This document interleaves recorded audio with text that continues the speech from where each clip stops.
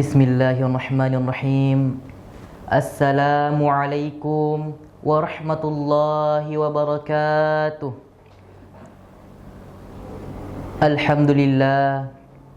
Alhamdulillahi rabbil alamin, alladzi ja'ala rasulahu bil huda wa dinil haqq liyudhhirahu walau karihal kafirun. Ashhadu an la ilaha illallah wahdahu la syarikalah wa ashhadu anna sayyidana Muhammadan abduhu wa rasuluh. Allahumma salli ala sayyidina Muhammadin wa ala alihi wa ashabihi ajma'in, amma ba'du. Alhamdulillah, patutlah kita bersyukur kepada Allah Subhanahu wa taala karena atas limpahan rahmat, nikmat dan hidayahnya sehingga kita masih diberikan kesempatan untuk berjumpa dengan bulan yang penuh dengan kemuliaannya, yaitu bulan Ramadan. Salawat dan taslim tak lupa juga kita kirimkan dan hanturkan kepada junjungan kita Nabiullah Muhammad sallallahu alaihi wasallam,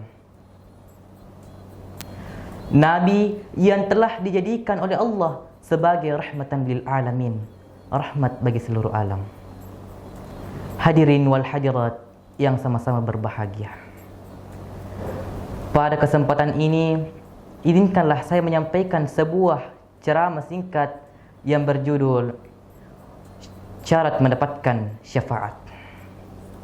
Jadi sebelum saya lanjut lebih jauh, saya ingin menjelaskan apa itu syafaat.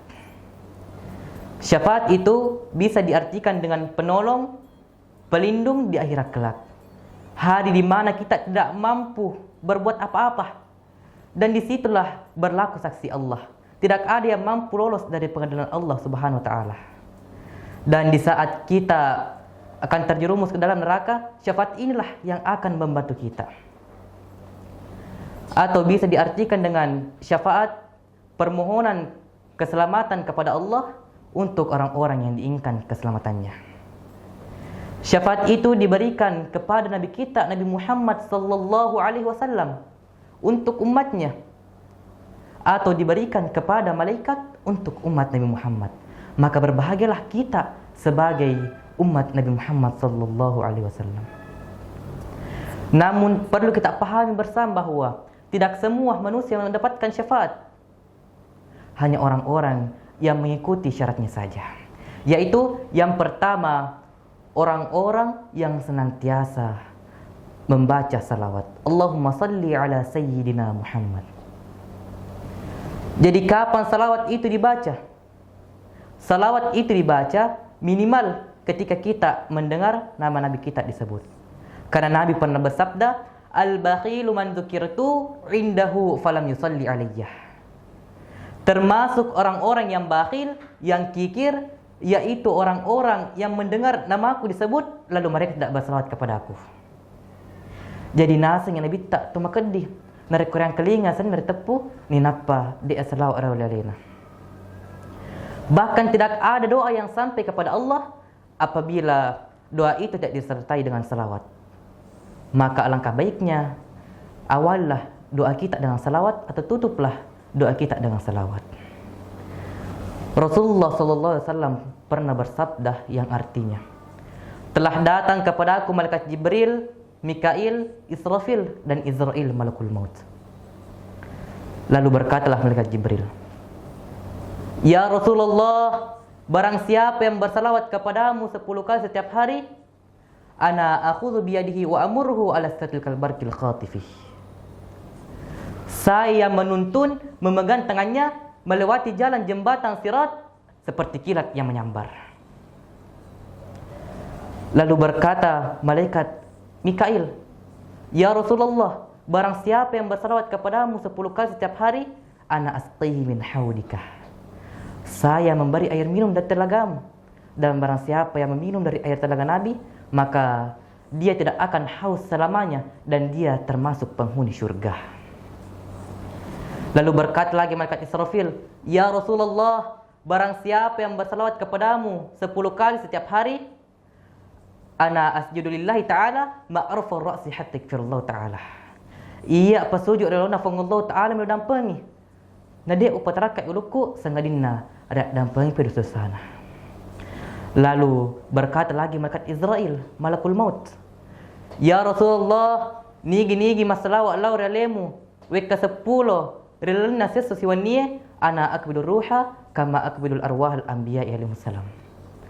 Narekon ratin hak jalanna dan nia capuk toni batasang umuruna. Maka ia apa cabut nyawana upa pada riwayat tu cabutna nyawana para anbiya, para nabi-nabi, tidak keras dan tidak kasar, lemah lembut. Nabi ke-10 yang suruh kena bitta. Tentunya dilakukan dengan cara terus menerus. Dek nawadik makada yesoi masalah ki nabajan adek. Tentu harus dilakukan hari ini bersalawat, besok bersalawat dan seterusnya harus bersalawat. Sedangkan 10 kali kita bersalawat sehari itu sudah ada jaminan dari 4 malaikat. Apalagi jika kita bersalawat 100 kali setiap hari, 1000 kali, 10.000 kali dan seterusnya. Pasti luar biasa keutamaannya ini. Maka perbanyaklah bersalawat. Hadirin wal hadirat yang sama-sama dimuliakan oleh Allah Subhanahu wa taala. Yang kedua, syarat mendapatkan syafaat yaitu mengerjakan apa-apa yang diperintahkan oleh Nabi.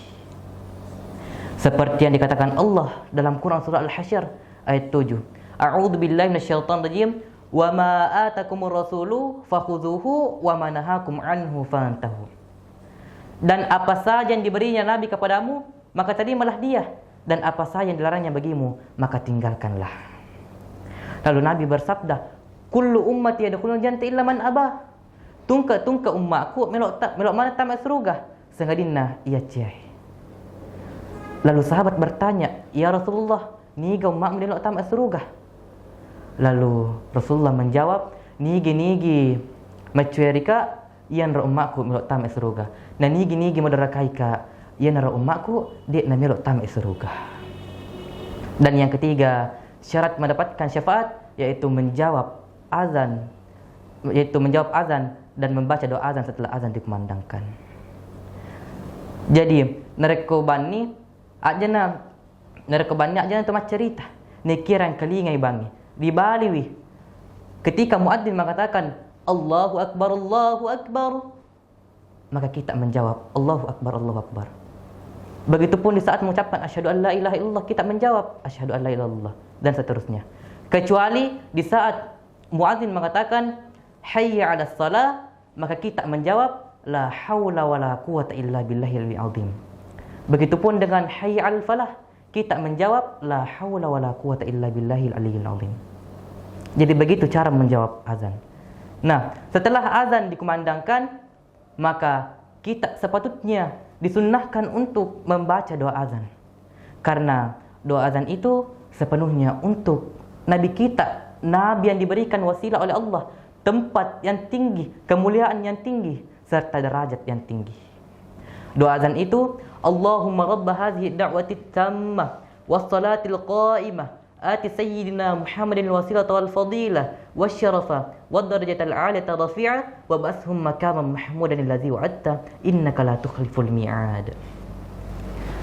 Bahkan ada juga yang mengatakan bahwa orang-orang yang akan mendapatkan syafaat yaitu orang-orang yang berziarah ke makam Rasulullah di Madinah Al-Munawwarah. Tentunya ini bagi orang yang mampu melaksanakannya. Hadirin wal hadirat yang sama-sama berbahagia. Mungkin hanya ini yang sempat saya sampaikan. Sebagai kesimpulan, syarat mendapatkan syafaat yaitu yang pertama, senantiasa membaca salawat minimal ketika kita mendengar nama Nabi kita disebut. Yang kedua, mengerjakan apa yang diperintahkan oleh Nabi. Dan yang ketiga, menjawab azan dan membaca doa azan setelah azan dikumandangkan atau berziarah ke kuburannya di Madinah Al-Munawwarah. Semoga kita semua diberikan oleh Allah kemampuan agar kita mampu menjalankan, memenuhi syarat-syarat ini sehingga di akhirat kita mendapatkan syafaat. Amin rabbal alamin. Mungkin sekian dan demikian. Wabillahi taufiq was sa'adah. Wassalamualaikum warahmatullahi wabarakatuh.